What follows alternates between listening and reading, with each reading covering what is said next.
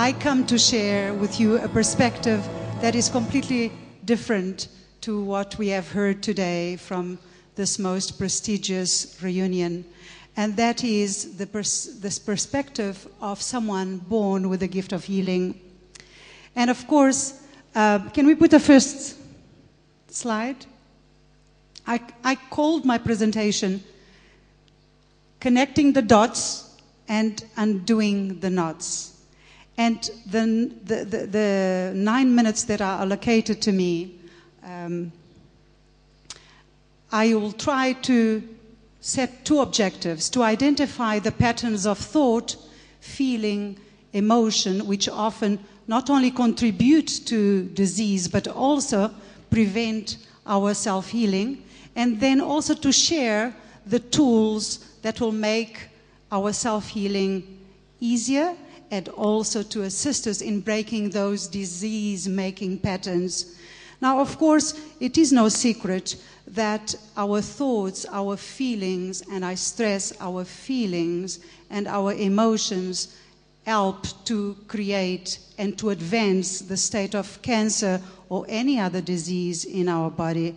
I work with people with whom I have to assist literally in going back in time to find the particular event, the particular pain, the particular trauma, like Pascaline and Michelle were talking about, that would have contributed to cancer becoming their post-traumatic event. I don't have the privilege of using such extraordinary tools like you do, but what I have been able to do through my heart and through the love in my heart for those that are entrusted to me by some very forward-looking doctors and neurosurgeons in South Africa, is to learn from them, to share what I can do by opening my heart and by giving love to those patients, but also to go through their life, perhaps with the time that is not always afforded in the medical field. So for me, a patient will come for 3 hours, and I will start by teaching them new things like the polarity of our energy field. I believe that we are units of energy in a universe of energy. And so I have created this little picture, I don't know if you can see it, on the left side of all our bodies, both male and female. We've got our female polarity, our part of the brain that is nurturing, that is intuitive, that is emotional. On the right side of our bodies, of course on the side of our brain as well, we've got the male polarity, the one that is really directive, able to create with will, with power, and that differentiates parts of our body that also affect the entire pattern of how we think, how we react, how we respond, and especially how we feel. A woman does not feel loss in the same way that a man does, because a man is equipped to be more detached, and we are equipped to nurture, to hold, to love. And so our sense of loss is very often much greater. That is why the Creator entrusted woman with the task of loving and nurturing children into the world. Now, cancer then, when read from my perspective, and when I try to take the patient back to what is the event, the issue, the person with whom they experienced pain or trauma, I read it like this: cancer as connection affected negatively. So I tell them, let us try to connect again to the energy within, to the heart, to the source of all life.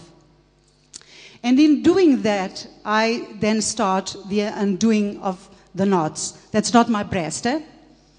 And I use little tools that are simple, because to connect to spirit within, to the love that sustains and holds all of life, I have taught them to neutralize negative thoughts. But how do you neutralize negative thoughts? So I give them new programming.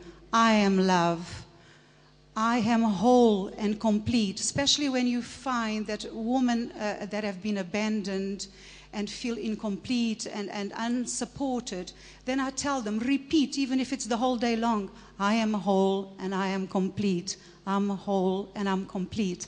I am love, I am love, I am love.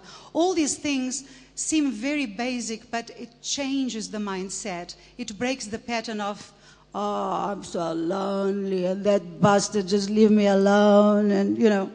And those are very often the thoughts that create and retain one in the victimhood state. And we cannot heal remaining in a state of victimhood. Healing goes from victimhood to victory. Really, that is how it works. Now, I use go back. I use crystals also. Now, I spoke of crystals. This is perhaps for a lot of scientific people present, hocus pocus.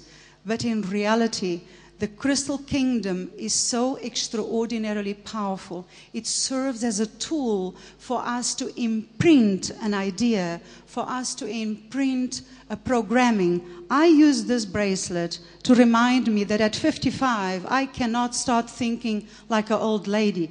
I have to have energy, I have to have ideas, I have to keep my open mind, my heart flowing, I have to be able to reach to people, I have to be able to give of that love and that energy that I carry in my heart.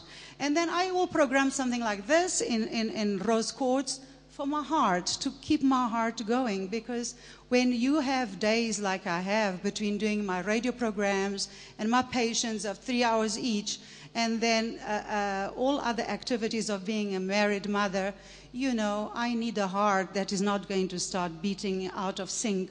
So I program even my own heart. And then I will tell you what Einstein always said. Logic takes us from A to B, but imagination can take us anywhere. So I encourage my patients, imagine anything that you need and program it, because when you carry that little crystal, it's like a tool of what you have imprinted in it. And in a quantum universe, we know that what the universe registers is the intention of our heart. And so my intention today is a little bit off the beaten track, but it is to encourage one to think outside, of course, the pack. On the symbols, we can now move to the symbols. These are symbols. I noticed by observation that the Malagasy people are very connected to symbols. A lot of us are connected to symbols too, but in a more unaware state. Those symbols that are brought, the middle one, I call the polarity sign. It helps to imagine. Again, the key word being imagine, imagine, imagine. That's how you connect to spirit. You imagine light coming down through the right side, the male side, the female side, the male side, the female side. Just imagine yourself being bathed with this pattern, because this is a pattern that balances the polarity of the male and the female energy in our bodies. And we cannot be in a perfect mental state if we don't have within our own body energy and polarity and heart, this harmony between the male and the female. And one last one, the spirals, you can spiral light and cocoon yourself. And the last one, you can project it into the imaginary screen of your life, and you create like a little knot, looks very much like the Cancer sign, but upside down. Imagine it as a furnace where you deposit your sorrows, your sadnesses, your unforgivenesses, anything, and see it burn. See it disappear. Move. And also for those of you that have been abandoned, remember, every love story, go. Real love never has a happy ending, because real love never ends, by the holy man that died in India recently.